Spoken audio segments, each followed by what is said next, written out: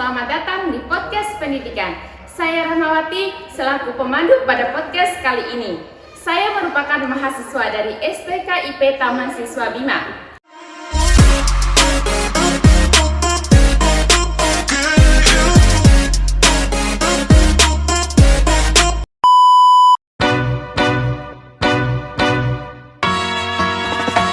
Singing low while I pop a bottle off of ya. Chain swinging, clang clang, and it costs a lot. Bitch, I'm always at the guala, yeah, and you are not badass beat. Keep on going till you hit the spot. Whoa, I'm a big bag hunter with the bow.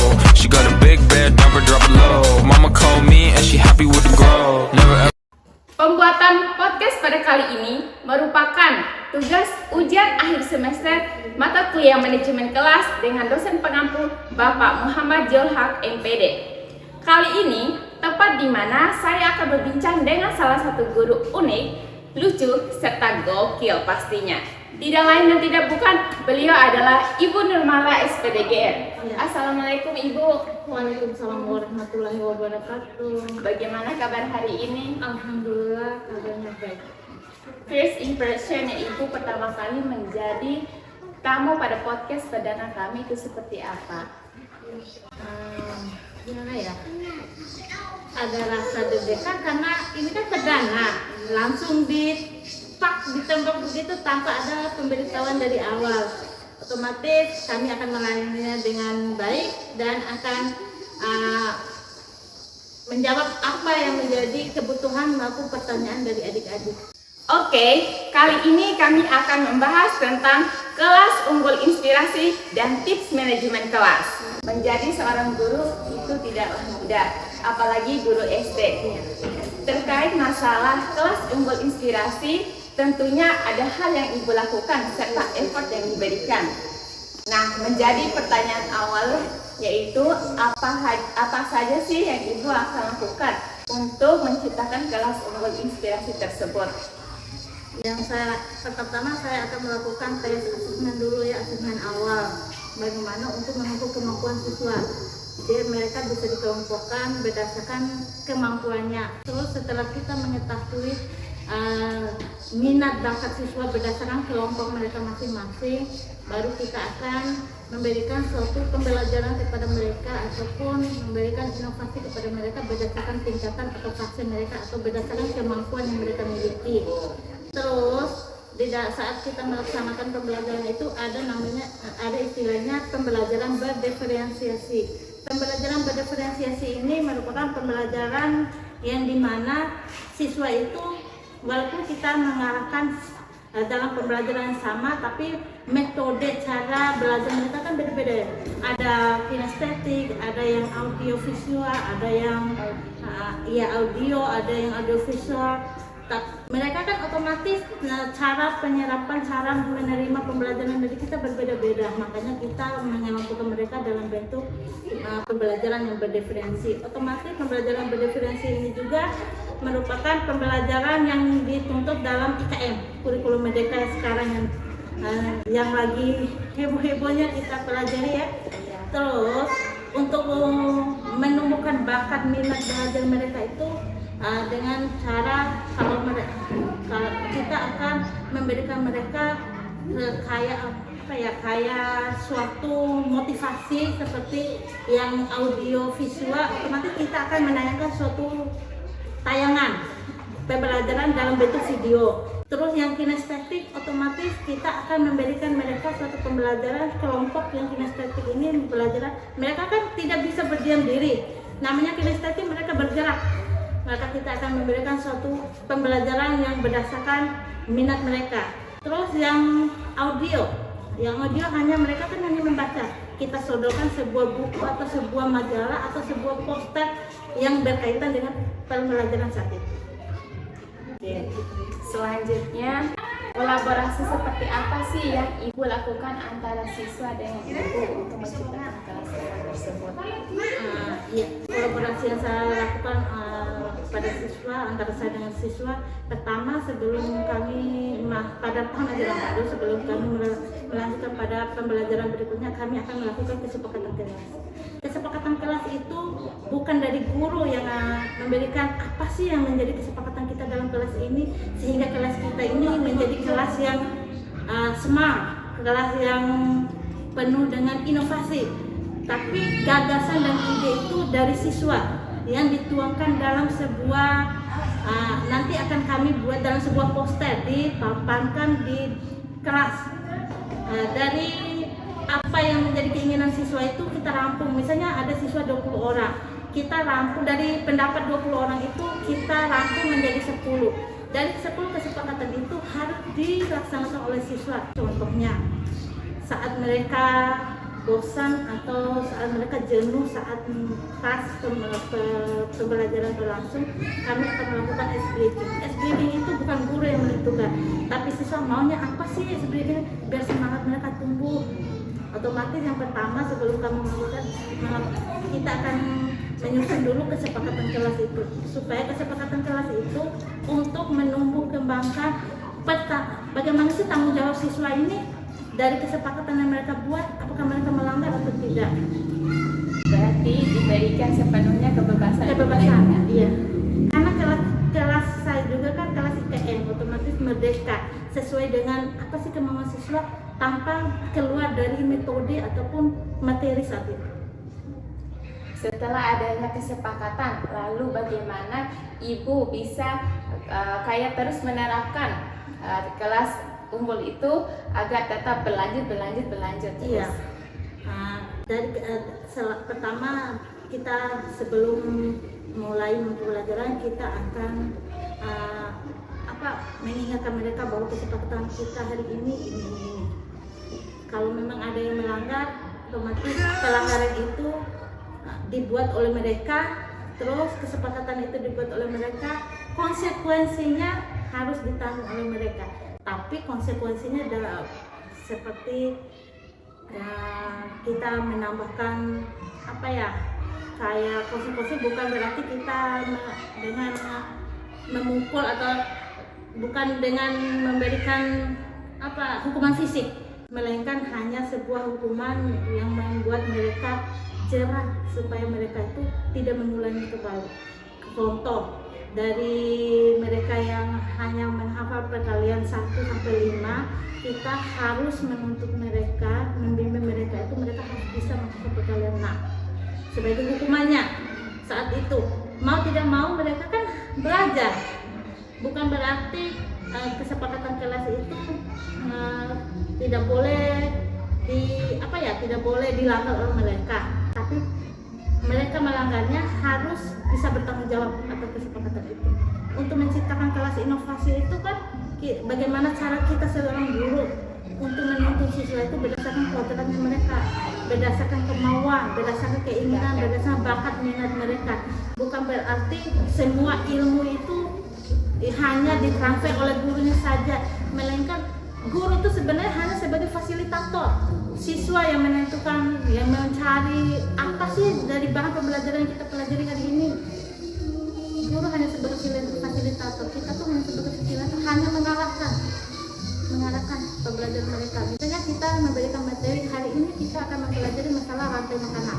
Otomatis mereka sudah mengetahui dulu bahwa rantai makanan ini. Guru tuh hanya mengarahkan untuk menciptakan kelas mereka supaya mereka tuh selalu bersemangat dalam pembelajaran. Kita akan membentuk kelompok-kelompok berdasarkan minat mereka. Kalau kita sudah membentuk berdasarkan minat bakat mereka, otomatis mereka dengan sendirinya mengeluarkan ide-ide yang ada dalam diri mereka. Yang penting kita sebagai seorang guru itu bisa mengarahkan, kemampuan anak ini, kemampuan anak ini. Selanjutnya terkait manajemen kelas. Iya. Berikan contoh konkret yang ibu lakukan di dalam kelas dalam manajemen kelas. Manajemen kelas. Contoh manajemen kelas itu dalam bentuk apa ya? Dalam bentuk misalnya pembelajaran ketika proses pembelajaran ada salah satu anak mengganggu temannya, apa yang akan ibu lakukan? Iya, contoh kemarin kan kita sudah bahas masalah ABK itu ya. Nah, otomatis dia tuh kalau di dalam kelas itu hanya diam, duduk, datang, diam, dia tempat. Otomatis ada siswa yang lain tuh, Bu, kenapa sih Reni ini hanya diam, datang, terus kenapa dia nih kalau naik kelas dia naikkan. Otomatis di saat yang bersama kita sebagai seorang kan dilema sebenarnya. Siswa ini bisa naik kelas sedangkan dia belum bisa apa-apa. Terus teman-temannya yang lain menuntut, kenapa ini Bu, kenapa harus ini, dia sebenarnya orang ini. Bagaimana kita sebagai seorang guru itu bijak dalam menjawab pertanyaan itu, dalam memberikan contoh atau memberikan arahan kepada mereka bahwa dia ini anaknya begini-begini, harus kita begini-begini. Apa sih yang mereka lakukan kalau mereka membuli anak itu? Tapi yang jelas di sini tidak ada pembulian antara siswa satu dengan siswa yang lain, karena setiap hari kami sudah memberikan sebelum pembelajaran dimulai itu ada pengarahan baik dari kepala sekolah sebelum masuk kelas maupun pengarahan dari guru-guru yang ada di kelas itu.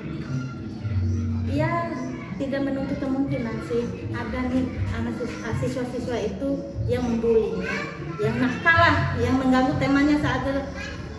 Untuk mengatasi itu kita memberikan menjauhkan dia dari, kalau dalam satu bangku ada 2 orang siswa, otomatis mereka ini saling bicara kalau teman akrab.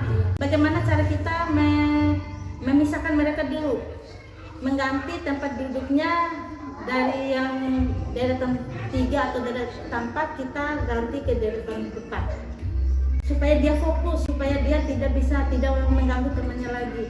Tapi jarang sih, namanya juga anak, karakter anak kan beda-beda.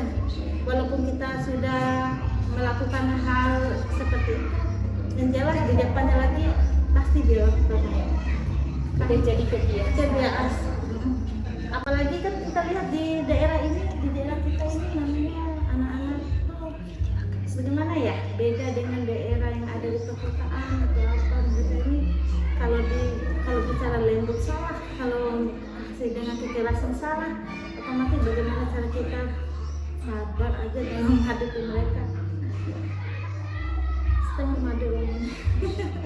Lalu kemudian bagaimana sih tips yang Ibu lakukan dalam memanajemenkan kelas saat anak yang slow learner atau lamban dalam menerima pembelajaran? Manajemennya gimana ya? Bagi anak yang lamban dalam, kita akan melakukan remedial dan pengayaan. Kalau saya khususnya di kelas 5 ada beberapa siswa sih, saya akan melakukan les setiap sore untuk menutupi keterlambatan mereka. Kalau kita tidak menutupi keterlambatan mereka dalam menerima pelajaran, otomatis mereka akan ketinggalan terus. Sedangkan tuntutan kurikulum ini harus minggu ini harus selesai materi ini, minggu depan harus selesai materi. Kalau memang kita tidak melakukan les kepada anak yang terlambat ini, otomatis mereka akan selalu ketertinggalan dalam pembelajaran. Terus soal terakhir Ibu, Iya. Tips yang Ibu lakukan untuk memanajemen kelas ketika ada anak yang king of the class, yang bisa dikatakan itu raja dalam kelas. Gimana ya? King dalam kelas ini ada beberapa versi. Otomatis biasanya mereka yang paling nakal, atau yang paling pendiam, atau yang paling pintar. Sebenarnya ini harus dikelompokkan dalam beberapa fase. Contoh, fase yang anak yang paling pintar. Otomatis dia ini akan merasa bosan kalau kita terus-menerus memberikan pembelajaran itu saja untuk mengimbangi teman-temannya yang lain. Untuk mengatasi itu, saya akan memberikan tugas tambahan kepada dia. Tugas tambahannya contohnya memberikan sebagai tutor sebaya untuk mengajarkan atau membina temannya yang masih lambat tadi. Terus contoh yang kedua seperti anak yang super tadi kan, ini super yang nakal itu kan otomatis itu sebenarnya bukan kesalahan atau bukan kemauan guru sih, semuanya itu kan waktu yang paling banyak kan di rumah. Mungkin kita lihat dulu nih, anak ini nakal karena apa? Apakah anak ini nakal karena tidak ada perhatian dari orang tuanya, karena orang tuanya apa istilahnya bukan kade ya, broken home, apa dia ini nakal ini karena apa? Tapi kita harus cari tahu dulu penyebab dari itu. Setelah kita tahu dari penyebab dia ini begini, otomatis kita akan melakukan coaching. Coaching itu bukan berarti jawabannya ya dari guru. Coaching itu bagaimana cara kita seorang guru itu bisa membuka hati dia, agar dia bisa menceritakan permasalahannya dan penyelesaian masalahnya dari dia sendiri. Kalau kita pertama kita langsung, kenapa sih kamu ini nakal begini dasar kamu, bukan berarti kita harus mencari dulu alasan titik permasalahan anak ini nakal itu kenapa, baru kita melakukan coaching. Dari coaching itu baru kita bisa menarik kesimpulan, oh anak ini begini harus diperlakukan begini. Contohnya anak yang mau itu otomatis kekurangan kasih sayang kan. Kalau kita bentak kalau anak pasti dia akan merajalela nakalnya. Dan untuk menutupi kasih sayang yang dia tidak dapatkan dari rumah, kita sebagai seorang guru, orang tua kedua di sekolah itu otomatis kita akan merangkul dia, menasihati dia layaknya seorang tua yang menasihati anaknya sendiri. Tapi kebanyakan siswa juga yang nakal itu setelah dinasihati, setelah keluar dari sekolah, jam pulang, besok melakukan lagi. Tapi sebenarnya harus kontinu, sebenarnya harus ada keterkaitan pendidikan yang ada di sekolah ini dengan yang di rumah, karena waktu yang paling banyak kan di rumah. Di sekolah hanya dari jam 7.30 atau jam 7.15 sampai jam 12.50, lebih banyak di rumah. Tapi tuntutan kita sebagai seorang guru itu harus bisa merangkul mereka. Mungkin itu saja Ibu. Terima kasih atas waktunya. Kita sudah mendengarkan penjelasan dari Ibu Nurmala SPDGR. Semoga kita bisa melakukan dan mengimplementasikannya nanti. Semoga bermanfaat. Wassalamualaikum warahmatullahi wabarakatuh.